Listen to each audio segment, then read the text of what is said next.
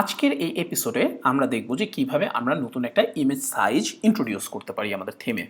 সেটা করার জন্য এই যে আপনাদের আফটার সেটআপ থিম যে হুকটা আছে, এই যে আফটার সেটআপ থিম হুক, এখানে আপনি লিখবেন যে অ্যাড ইমেজ সাইজ। এই অ্যাড ইমেজ সাইজের আবার বিভিন্ন রকমের প্যারামিটার আছে, আমরা সবগুলো নিয়ে আলোচনা করব।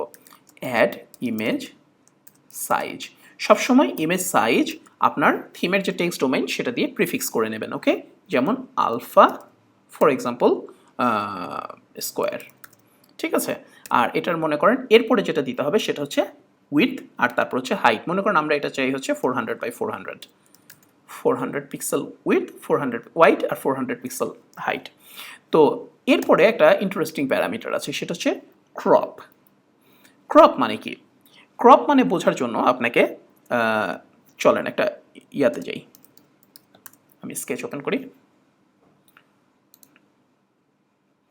ধরেন আপনার মেইন ইমেজ সাইজটা এরকম আছে, ওকে? এটা হচ্ছে আপনার মনে করেন অ্যাকচুয়াল ইমেজ সাইজ যেটা ইউজার আপলোড করেছে। এখন আমরা কি চাচ্ছি?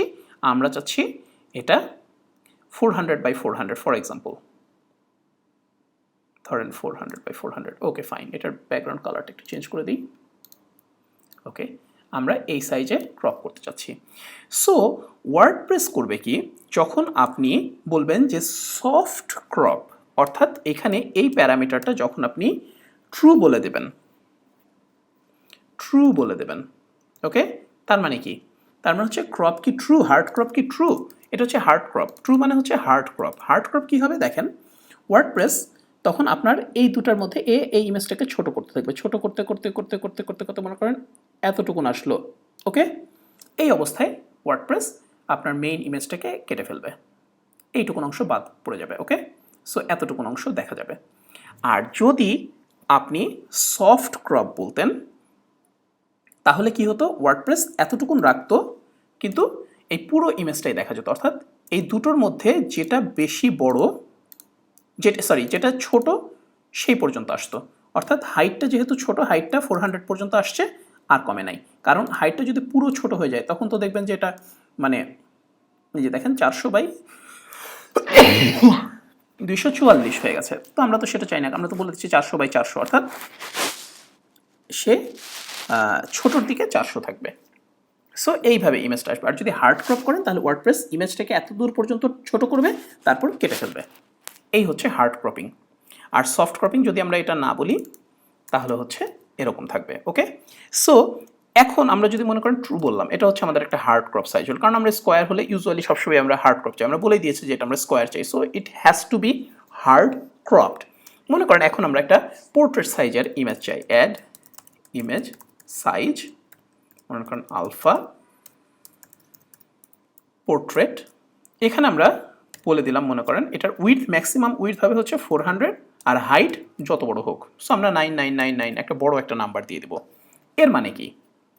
এর মানে ওয়ার্ডপ্রেস মনে করেন আপনার একটা ইমেজ আপলোড করেছেন, ঠিক আছে? অরিজিনাল ইমেজটা ছিল এই সাইজ, আমরা কোন সাইজে চাই?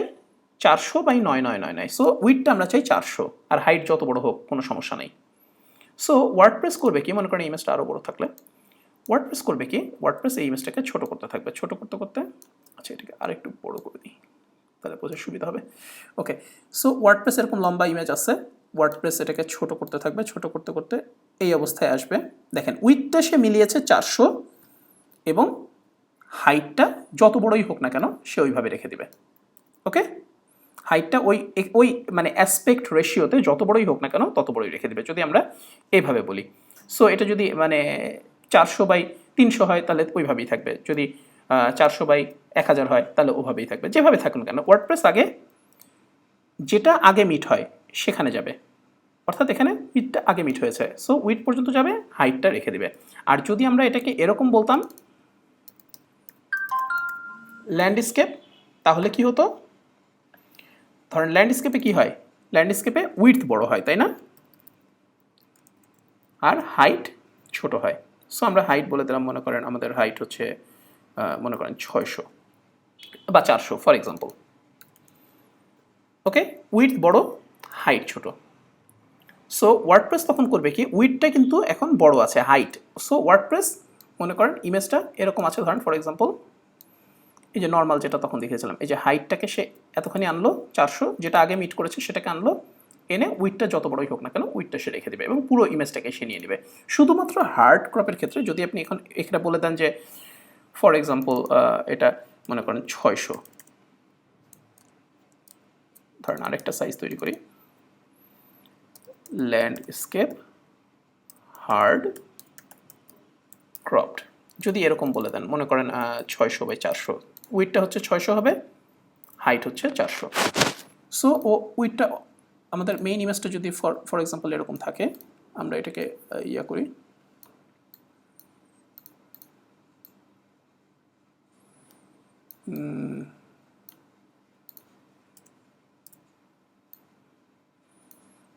ধরেন এটাকে আমরা বলে দিই, এটার ব্যাকগ্রাউন্ড একটা কালার নেই, রেড, ওকে। এটার মনে করেন সো এই যে 600/400, সো ওয়ার্ডপ্রেস এই অবস্থায় রাখবে, রেখে ইমেজটাকে ছোট করতে থাকবে, ছোট হতে হতে যেটাই মিলুক না কেন সেই পর্যন্ত আসবে, এসে বাকিটুকুন কেটে ফেলবে। বোঝাটা খুবই ইজি, মানে খুব একটা ভেজালের জিনিস না, ঝামেলার জিনিস না। সো হার্ড ক্রপ হলে ওয়ার্ডপ্রেস পুরো ইমেজটাকে রিসাইজ করে যেটা আগে মিট হয় হাইট না উইথ সেটা পর্যন্ত আসবে, এসে কেটে ফেলবে, ব্যাস এটা হচ্ছে হার্ড ক্রপ। আর সফট ক্রপ হলে অতটুকুন পর্যন্ত এসেই থেমে যাবে, সেটা হাইট উইথ যেদিকে বড় থাকুক না কেন সেটা সেভাবেই নেবে। এই হচ্ছে ইমেজ সাইজ এবং হার্ড ক্রপিংয়ের ব্যাপার। নেক্সট পর্বে আমরা দেখব যে কোন পজিশন থেকে আমরা ক্রপ করাবো সেটা ওয়ার্ডপ্রেসকে ডিফাইন করে দেওয়ার সিস্টেম।